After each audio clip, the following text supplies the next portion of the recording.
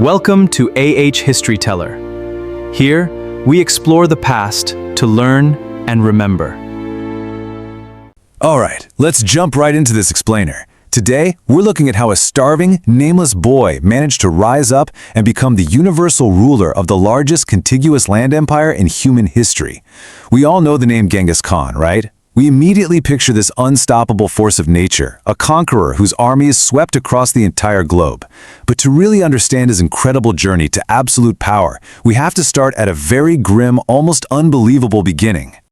I mean, just think about the sheer contrast here for a second. We aren't talking about some pampered prince inheriting a grand throne. Not at all. We're talking about a hunted outcast, a kid who is literally left to die on the frozen Mongolian steppe. He started with absolutely nothing but a massive target on his back. Yet he ultimately dismantled an ancient tribal system to unite a fractured nation under one iron banner. How does that even happen?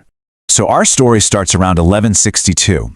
He was named Temujin, and you have to remember, the Mongolian steppe wasn't a unified country back then. It was this chaotic, highly violent battleground made up of rival tribes constantly raiding and killing one another.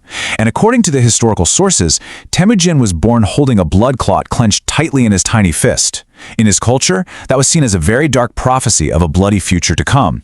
And honestly, they absolutely hit the nail on the head with that one. Talk about a chaotic childhood. When Temujin was just 9 years old, his father, who was a minor chieftain, was fatally poisoned by a rival tribe known as the Tartars. Overnight, his entire world just collapsed. His own clan basically decided his family was dead weight, stole all their animals, and just abandoned them. Later on, as a teenager, he was even captured by a rival clan and shackled into slavery. But even then, he had this undeniable magnetic charisma, and he actually managed to convince a sympathetic guard to help him slip his chains in this daring late-night escape. Now put yourself in his shoes for a second.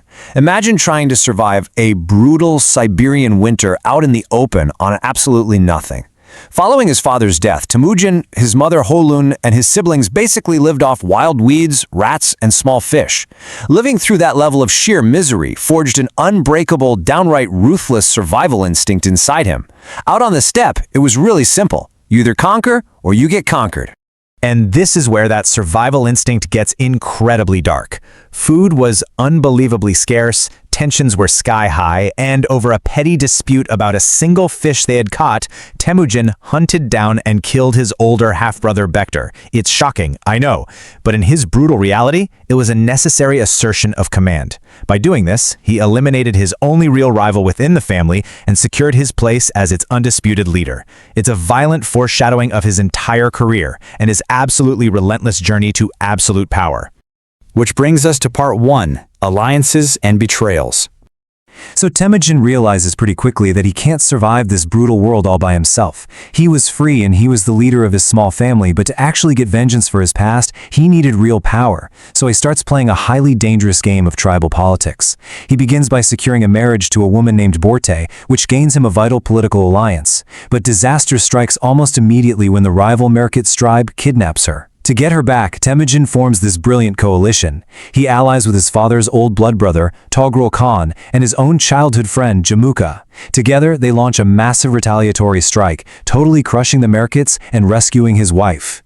Now, I really want to pause on Jamuka for a second, because this relationship is incredibly vital to understanding Temujin's rise. Jamuka wasn't just some political ally of convenience. He was Temujin's Anda. In Mongolian culture, an Anda is a sworn blood brother. It's a bond that's actually considered even stronger than biological brotherhood. Knowing this deep, intensely personal connection makes the inevitable fallout between these two men one of the truly great, tragic dramas in all of history. But here's the thing. As their fame and followers grew, a massive ideological rift opened up between the two blood brothers. Jamuka was all about the old way. He firmly believed in the traditional Mongol aristocracy where only your noble bloodline mattered. But Temujin, well, he remembered being abandoned by nobles and surviving entirely on his own grit. So he championed a totally revolutionary system, meritocracy. He promoted men purely based on their loyalty and their skill in the battlefield, and he didn't care at all who their parents were or what tribe they came from. And that leads us right into part 2, rewriting steppe warfare. So this clash of ideas sparks a brutal, decade-long civil war between the former best friends. And to win it, Temujin realizes he has to change everything. Traditionally, Mongols would defeat a tribe, plunder their stuff, enslave a few survivors, and basically leave the rest out there to plot their revenge. Temujin threw that old rulebook completely out the window. Step 1, execute the rival enemy leaders so they can never, ever rise against him again. But step 2, that's the real genius part. He integrated the remaining soldiers and their families directly into his own tribe. He literally made them Mongols, permanently absorbing his enemies and growing his own strength with every single victory. And you know, this strategy of integration, it turned his army into an absolute juggernaut. It was a massive snowball effect of military might. By 1204, his forces were immense. He systematically wiped out the Tartars, finally getting vengeance for his poisoned father. He defeated the powerful Naiman tribe, and ultimately his own blood brother Jamuka was betrayed by his own men and brought right before Temujin in chains. It's a surprisingly poignant end to their story, honestly. Showing a really dark, complex respect for his former Anda, Temujin offered Jamuka a peaceful death in accordance with sacred Mongol customs. To the Mongols, spilling the blood of a noble onto the earth was considered a profound spiritual offense. So Jamuka's spine was broken, which ended his life without spilling a single drop of blood. And with that, the bitter civil war was finally over. Which brings us to part 3, Genghis Khan is born. So, with his final major rival completely out of the picture, the starving outcast who once ate rats to survive had completely unified the fractured steppe. He was finally ready to claim his ultimate destiny.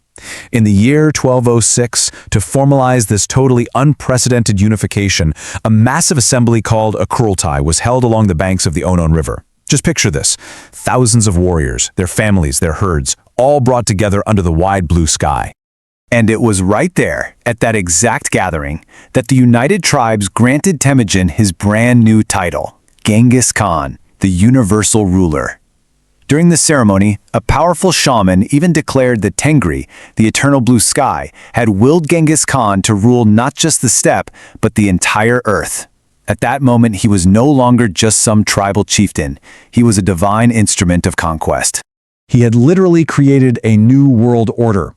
For the very first time in history, warring nomadic tribes were unified into a single nation. He now controlled a massive army of fiercely loyal horse archers in a society built completely on merit. With the steppe fully under his absolute control, there was nowhere left to conquer at home. So Genghis Khan and his unstoppable army turned their gaze outward, looking right toward the richest, most heavily defended empires of the entire world. But this leaves us with a pretty massive historical puzzle, right? How exactly did a nomadic cavalry force, guys who fought entirely on horseback with bows and arrows, manage to breach the greatest heavily fortified stone walls on Earth in China and the Middle East? I mean, how does a horseman defeat a stone wall? Think about that. And thanks for exploring this journey with us today.